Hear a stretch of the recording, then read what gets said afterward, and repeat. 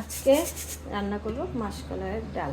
এটা ভেজে নিছি, ভেজে আমি ব্লেন্ডার না পাটায় গুঁড়া করে নিছি, পুরো ম্যাশ করি নেই, একটু আস্তে আস্তে রাখছি। এভাবে আমি রান্না করবো। অনেকে ম্যাশও করে ফেলে, যার যার পছন্দ অনুযায়ী করবে। তারপর এটার মধ্যে দিয়ে দিব পেঁয়াজ, দিয়ে দিব কাঁচামরিচ, দিয়ে দিব স্বাদ অনুযায়ী লবণ, দিয়ে দিব আদা রসুন জিরার পেস্ট, তারপরটার মধ্যে দিয়ে দিব হলুদ। আগে সেদ্ধ বসাবো, হলুদ দিয়ে দিব, সামান্য একটু মরিচের গুঁড়া দিব, দিয়ে ও আরেকটা দিয়ে দিব, সেটা হচ্ছে ধনিয়া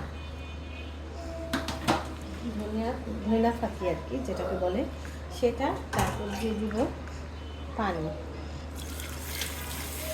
একবারে পানিটা দিব,